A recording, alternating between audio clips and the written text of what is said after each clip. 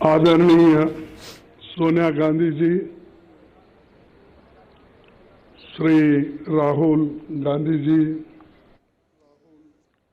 के वेणुगोपाल जी, मधुसूदन मिस्त्री जी, सभा में मौजूद हमारे नेतागण और कांग्रेस पार्टी के मेरे प्रिय साथियों और मीडिया के मेरे मित्रों, आज मेरे लिए बहुत ही भावुक क्षण है। आज एक वर्कर, मजदूर का बेटा, एक सामान्य कार्यकर्ता को भारतीय राष्ट्रीय कांग्रेस का अध्यक्ष चुनकर ये सम्मान देने के लिए आप सबका हार्दिक आभार और धन्यवाद देता हूं। जो यात्रा मैंने 1969 में ब्लॉक कांग्रेस कमेटी के अध्यक्ष के रूप में शुरू की थी, उसे आपने आज इस मुकाम पर मुझे पहुंचाया है। जिस महान राजनीतिक दल का नेतृत्व महात्मा गांधी जी, पंडित जवाहरलाल नेहरू जी, सुभाष चंद्र बोस जी, सरदार पटेल जी, मौलाना आजाद जी, बाबू जगजीवन राम जी, इंदिरा गांधी जी और राजीव गांधी जी ने किया हो, उस जिम्मेवारी को संभालना मेरे लिए सौभाग्य और गौरव की बात है। डॉक्टर अंबेडकर ने जो इस देश के संविधान को बनाने में अपनी आधुनिक भारत को निर्माण, कांग्रेस पार्टी का जो बेमिसाल योगदान है, मैं समझूंगा इसको रक्षा करना हमारा सबका फर्ज है। इसके लिए लड़ना हम सबको तैयार होना चाहिए। कांग्रेस के सभी पुराने अध्यक्षों को याद करते हुए मैं आप सबको भरोसा दिलाता हूं कि अपनी मेहनत से, अपने अनुभव से जो कुछ भी संभव होगा मैं करूंगा, लेकिन आप सबको भी मेरे साथ पूरी ताकत के साथ, लगन के साथ ठहरना होगा। यही मेरा अपील है। आज इस अवसर पर कांग्रेस के करोड़ों कार्यकर्ता की तरफ से श्रीमती सोनिया गांधी जी के बहुमूल्य योगदान के प्रति हृदय से आदर, सम्मान और आभार व्यक्त करना चाहूंगा। मुझे याद आता है 15 जनवरी 1998 का दिन, जब बेंगलुरु के नेशनल हाई स्कूल मैदान में आपने अपनी पहली जनसभा में कहा था कि मैं कर्नाटक से राजनीति की दीक्षा ले रही हूं। तब से आपने रात दिन निस्वार्थ मेहनत कर कांग्रेस को संभाला है। सोनिया जी हमेशा सच्चाई के राह पर चलती रही। सिर्फ सत्ता के लिए राजनीति करने वालों के इस दौर में त्याग की जो मिसाल उन्होंने कायम की है, उसका कोई दूसरा उदाहरण मिलना मुश्किल है। उनके नेतृत्व में ही 2 बार यूपीए की सरकार बनी। तब आम लोगों के हित में एक से एक शानदार काम हुए। MNREGA, food security act, right to information, right land acquisition, right to forest rights जैसे कितने ही कानून आपने बनाया, जो सोनिया और डॉक्टर मनमोहन सिंह जी के नेतृत्व वाली सरकार की बहुत बड़ी ये उपलब्धि है। उदयपुर के नवसंकल्प चिंतन शिविर में पार्टी को आगे लाने का जो ब्लूप्रिंट सोनिया जी के नेतृत्व में तैयार हुआ था, उसके लागू करने की जिम्मेदारी अब हम सब पर है। मैं जानता हूं कि ये दौर मुश्किल है। हम सब जानते हैं कि जैसे लोकतंत्र की स्थापना कांग्रेस ने की थी, उसको बदलने की कोशिश आज हो रही है। किसने सोचा होगा कि देश में कभी ऐसी राजनीति का दौर भी आएगा जिसमें झूठ का बोलबाला होगा और सत्ता में बैठे हुक्मरान लोकतंत्र को कमजोर करने में जुटे होंगे। लेकिन मैं ये भी जानता हूं कि झूठ, फरेब और नफरत का ये तंत्र हम तोड़ कर रहेंगे। कांग्रेस की विचारधारा भारत के संविधान की विचारधारा है और करोड़ों देशवासी उसमें दिल से यकीन करते हैं। ऐसे बहुत से लोग कांग्रेस पार्टी के साथ फॉर्मली जुड़े हुए नहीं हैं, लेकिन वो लोकतंत्र को बचाना चाहते हैं। कांग्रेस अध्यक्ष के नाते मैं उनसे कहना चाहता हूं कि आइए हम साथ चले। मैं उन्हें यकीन दिलाता हूं कि ये देश के सबके लिए और कांग्रेस की सबकी भलाई इसी में है। कांग्रेस पार्टी 137 वर्षों से लोगों के जीवन का हिस्सा है। हमारे अच्छे काम के बावजूद, हमारे नेताओं के त्याग के बावजूद मतदाता हमसे कुछ रूठ गए हैं। मैं राहुल गांधी जी की आभार मानता हूं, जिन्होंने इस बात को समझा और हर मुश्किल को दरकिनार करते हुए वो भारत जोड़ो यात्रा पर निकल पड़े हैं। वो लोगों से मिल रहे हैं, उनसे सीधे संवाद कर रहे हैं, उनके दुख और दर्द को सुनकर वो हर लोगों से मिल रहे हैं, चाहे वो एनजीओ हो, इंटेलेक्चुअल्स हो, जर्नलिस्ट हो, किसान हो, मजदूर हो, बच्चे हो, सभी के साथ रास्ते पे मिलते हैं, उनके पूछते हैं। फिर जब इंटरवल होता है उस वक्त उनसे संवाद भी करते हैं। ये बहुत बड़ा अचीवमेंट हमारे पार्टी के लिए है और यही बड़ी देन हमारे लिए है, खासकर मेरे लिए है। कन्याकुमारी से कश्मीर की इस भारत जोड़ो यात्रा में हर रोज लाखों लोग जुड़ रहे हैं। देश में एक नई ऊर्जा पैदा हो रही है। इस ऊर्जा को हम व्यर्थ नहीं जाने देंगे। कांग्रेस अध्यक्ष के रूप में ये मेरा दायित्व है। इस दायित्व को पूरा करने में मुझे आपका साथ चाहिए और मैं आपके साथ काम करने के लिए इस विषय में तैयार हूं। मैं नीचे से काम करते हुए आया हूं। एक primary members, block Congress committee, काम करते करते इस पार्टी को जुड़ा हूं और आपके बीच इस पद पर आकर आज पहुंचा हूं। मैंने खुद हर वक्त मुश्किल का सामना किया, जिसका सामना आम कार्यकर्ता और पार्टी के नेता करते हैं। पार्टी में काम करते हुए जो चुनौतियां आती हैं, जो उतार चढ़ाव आते हैं, जो आशा और निराशा से आप गुजरते हैं, मैं उनसे वाकिफ हूं। इसीलिए मैं विश्वास के साथ आपसे कहना चाहता हूं कि हम साथ मिलकर हर चुनौती का सामना करेंगे। आइए हम कांग्रेस की उस विचारधारा को लोगों में लेकर चले, जिसे राहुल जी ने अपने कार्यकाल में एक नई धार दी है।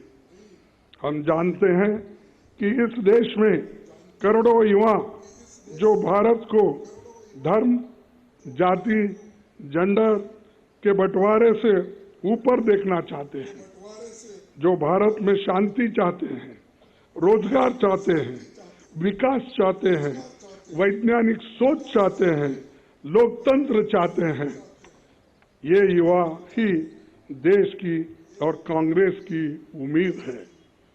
उदयपुर नवसंकल्प शिविर में हमने तय किया था कि युवाओं को पार्टी में आगे बढ़ाया जाएगा।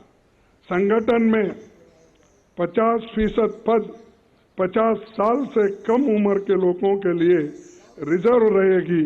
युवाओं की इस उम्मीद को पूरा किया जाएगा आप सभी के कोऑपरेशन से। साथ ही उदयपुर में हमने तय किया था कि कांग्रेस के कार्यकर्ताओं को सशक्त किया जाएगा। ब्लॉक, जिला, राज्य और राष्ट्रीय स्तर पर सभी ऑर्गेनाइजेशनल वैकेंसीज भर दी जाएगी। ये होके रहेगा। उदयपुर डिक्लेरेशन में पार्टी के निर्णय जो लिया है कि उस चुनाव की तैयारियों के लिए भी पब्लिक इंसाइट डिपार्टमेंट और एआईसीसी इलेक्शन मैनेजमेंट डिपार्टमेंट बनाए जाएंगे। ये आज के समय की एक बड़ी जरूरत है, इसीलिए इन्हें हम तुरंत स्थापित करेंगे। सभी राज्यों में जल्दी पॉलिटिकल अफेयर्स कमेटी बनेगी। कांग्रेस प्रेसिडेंट की मदद से सोशल जस्टिस एडवाइजरी कमेटी और एससी, एसटी, ओबीसी वर्गों के लिए लीडरशिप मिशन भी हमें कुछ ही दिनों में बनाना होगा। हमें उदयपुर में संकल्प लिया था कि देश में मौजूदा सरकार की अराजकता को मुंह तोड़ जवाब देंगे। बीजेपी आरएसएस का सपना है कि ये देश विपक्ष मुक्त हो। वो लोग न्यू इंडिया की बहुत बात करते हैं, पर ये कैसा न्यू इंडिया है जिसमें युवाओं को रोजगार नहीं मिल रहा है, जहाँ किसानों को जीप के नीचे कुचल दिया जा रहा है, जिसमें महिलाओं पर अत्याचार बढ़ता जा रहा है और अत्याचारियों को सम्मान होते जा रहा है। ये कैसा न्यू इंडिया है जहां जनता महंगाई से त्राही त्राही कर रहे हैं, लेकिन सरकार आंखें बंद करके बैठी हुई है। भारत की जनता की कमाई और मेहनत से बने हुए सारे पब्लिक सेक्टर्स, एयरपोर्ट, सड़क, रेल, बैंक, सभी कुछ सरकार बेच रही है, अपने चंद मित्रों के जेब में वो डाल रही है। इस न्यू इंडिया में भूखमरी बढ़ रही है, प्रदूषण बढ़ रहा है, शिक्षा महंगी हो गई है, लेकिन रुपए लुढ़क रहा है।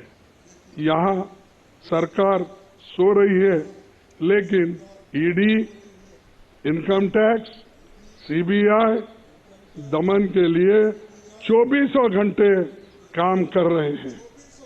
उनके इस इंडिया में दलित, आदिवासी, अल्पसंख्यक, शोषित समाज के लोगों को अपमानित किया जाता है, उनके मौके छीने जा रहे हैं। और आज के दिन इसी न्यू इंडिया में झूठ को सच और सच को झूठ बनाया जा रहा है। यहाँ गोडसे को देशभक्त बोलते हैं और महात्मा गांधी जी को देशद्रोही बोलते हैं। यहाँ बाबा साहेब के संविधान को बदलकर संघ के संविधान को लाने की कोशिश हो रही है। इसी न्यू इंडिया को बनाने के लिए वो कांग्रेस मुक्त भारत चाहते हैं, क्योंकि कांग्रेस के रहते ऐसा हो नहीं सकता, ऐसा हम होने नहीं देंगे और इसको लड़ते रहेंगे। आज मैं खासकर इस मौके पर हमारी पार्टी के नए चुने गए 9,000 से भी ज्यादा डेलीगेट्स, पीसीसी डेलीगेट्स को बहुत बधाई देता हूं। और उनसे कहना चाहता हूं कि आप हमारी पार्टी के आधार हो, आप जमीन से जुड़े हुए हो और जमीन से करीब हो, इसीलिए ये कहना गलत नहीं होगा कि आप हमारे कांग्रेस संगठन के आंख और कान हो। आप अपने अपने ब्लॉक में हमारे पार्टी के 6 करोड़ सदस्यों के सुख दुख के साथी हो। हमारा एक आम कार्यकर्ता जब मजबूत होता है तभी हमारा केंद्रीय संगठन मजबूत बनता है। Today I want to call upon my Congress family to come together to carry the message of Bharat Jodo Yatra to every nook and corner of the country. The message of economic equality, safeguarding constitutional values, communal harmony, more employment opportunities to the youth of India. Let us tell the people of India that Congress with them in their struggles and aspirations. Tell them that we are going to be their voice and that we will work for India that was envisioned by forefathers who gave their blood and sweat for this great nation. Lastly, I would like to thank the chairman of the Central Election Committee, authority, and its members, the Congress Party and this team, providing once again the Congress is the only party that truly has internal democracy and that has been proved in this election very impartially conducted by the chairman of the authority. I once again congratulate him.